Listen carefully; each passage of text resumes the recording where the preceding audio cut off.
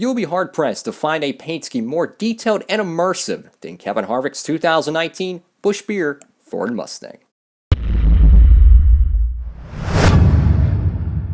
Howdy folks, it's Diecastbuffet here again, and welcome back to another NASCAR Diecast review. Today's car I'll be reviewing is Kevin Harvick's 2019 Busch Beer Ford Mustang. And wow, I gotta admit, this diecast looks much better in person than it does on the racetrack. Something about the blue just, I don't know, it never stuck with me. It was just always kind of there, but I gotta admit, man, the blue looks so good in a diecast.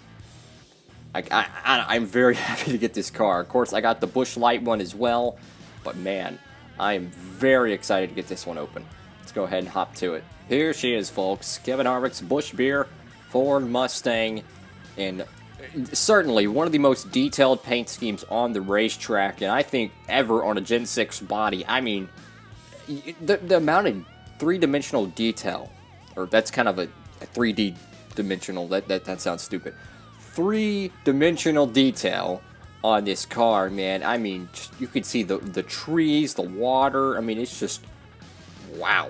The wrap they did on this car in the 1/64 scale. I mean, you can just see all the little details. I mean, just look at the mountains. You got trees. This looks like water. You know, all of it being one color, it is a little bit harder to see, but the detail is there, man. It really is. And it goes all across the car. I mean, just look at that beautiful detail, man. Definitely captures, I think, the culture of the sponsor, you know, Busch Beer.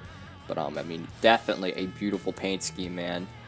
You got your, you know, Busch logo here. Busch Beer brewed in the USA. And then you just got the trees and just, I mean, it's a really well-designed paint scheme. And it's got a very pretty blue. It's a little bit brighter. You know, off camera, it's a little bit brighter. I would say it's like the sky blue crayon. But it looks good. And it's got like a slight transition of white behind where the number is, like kind of the middle of the car, like maybe like the sky, you know, effect. And of course you have your Busch Beer can, which I think that is really cool. I think that is really cool. They got that on the car, and then you got Busch on the side. The name rail, oh my goodness, that is completely off. That is completely off. That's all the way back here. It's supposed to be over here, so that's completely off. Over here you got Mobile 1 over here on the Mobile 1 here. You got Mobile 1 here down here as well. Haas, Jimmy John's, looks like Ford, Mobile 1, Haas, and Hunt Brothers Pizza over here on the B post. And then over here on the contingencies, of course, you got Mechanics Wear, 3M, and Lincoln Welders. And then you got NASCAR Race Car. The back of the car, you got where the Mustang GT logo would be. You got Busch Beer, then you got the signature Kevin Harvick number 4, Stewart-Haas Racing. I mean, just so much three-dimensional detail it was put on this paint scheme, man. I mean, I really applaud Stewart-Haas Racing and Lionel being able to pull this diecast off, and you got a little bit of a little something here. It scrapes off though, but I mean, just all together, man. I mean, a very nice paint scheme. And as soon as I seen this car available, man, I knew I had to have. It's not going to be released in the Authentics line, so the only way you're going to be able to get it is you got to order it online, you know, at your online dealers, whether it's, you know, a independent dealer or, you know, big name corporation like Lionel Racing or Plan B Sales, whatever. But I mean, it's definitely a really cool paint scheme, man. I really like it, and I don't think seeing it on track really does it justice. Of course, you got Jimmy John's here, Harvick now on the name rail, Busch Beer. And I noticed how the background of the sponsors have like an odd kind of trim line that's not, honestly, it's kind of off color of the actual paint scheme, which is kind of weird. I'm not gonna lie, it's kind of weird. The name rail, though, I really don't understand what's going on with the name rail. I really don't understand. Why is it all the way back here when it needs to be up here? I really don't understand that. You know, I think we would understand more, you know, of these flaws if they actually showed the process of building these cars. Because, to my knowledge, there's no known footage of them actually showing how to build these cars and what type of template setup they use.